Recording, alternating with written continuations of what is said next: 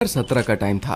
भारत अभी नोटबंदी के झटके से संभल ही रहा था और डिजिटल पेमेंट का कंसेप्ट लोगों के लिए नया था। उस वक्त लोगों को लगता था कि ऑनलाइन पैसे भेजना रिस्की है, या तो ऐप क्रैश हो जाता या ट्रांजैक्शन अटक जाता। लेकिन तभी एक नए प्लेयर ने मार्केट में एंट्री ली और वो था गूगल ने अपना पेमेंट ऐप लॉन्च किया, जिसका नाम रखा तेज। नाम से ही समझ आता था कि ये ऐप तेज था, फास्ट था। इसका सबसे खास फीचर ये था कि आपको कोई वैलेट या रिचार्ज करने की जरूरत नहीं थी। आप सीधा अपने बैंक अकाउंट से पैसे भेज सकते थे बिना किसी परेशानी के, और बस मोबाइल नंबर या क्यूआर कोड से काम हो जाता था। लॉन्च के सिर्फ 37 दिन के अंदर ही 8.5 मिलियन लोगों ने इस ऐप को डाउनलोड कर लिया। ये सक्सेस देखते ही गूगल ने डिसाइड किया कि तेज का नाम बदल के गूगल पे रखा जाए। एक ऐसा नाम जो ग्लोबल हो लेकिन लोकल नीड्स को भी मैच करे।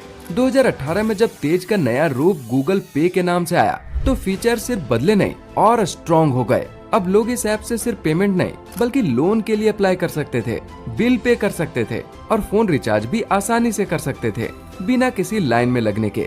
सब कुछ फोन पे। इस ऐप ने भारत के यूपीआई सिस्टम का पूरा फायदा उठाया। यूपीआई एक ऐसा सिस्टम था जिसमें हर बैंक अकाउंट एक ही प्लेटफॉर्म पर कनेक्ट हो जाता था। गूगल पे ने इसको इस तरीके से यूज किया जैसे घर का कोई मेंबर। सिंपल इंटरफेस, बिना झंझट के पैसा भेजना और लेना। बस एक बार यूपीआई पिन सेट करो और फिर तो काम हो गया। लोगों का भरोसा इस ऐप पर तब और भी बढ़ गया जब गूगल पे ने नए फीचर्स लाना शुरू किए, जैसे टैप एंड पे, जिसमें आप सिर्फ फोन मशीन के पास ले जाओ और पेमेंट हो जाए, या फिर यूपीआई लाइट, जिसमें छोटी छोटी पेमेंट्स के लिए पिन भी न डालना पड़े। ये सब उन लोगों के लिए गेम चेंजर था जो पहली बार डिजिटल दुनिया में कदम रख रहे थे। 2023 तक गूगल पे का भारतीय मार्केट में जबरदस्त प्रेजेंस बन गया था। यूपीआई के टोटल मार्केट शेयर का 35% गूगल पे के पास था, जो कि फोन पे के बाद दूसरे नंबर पर था।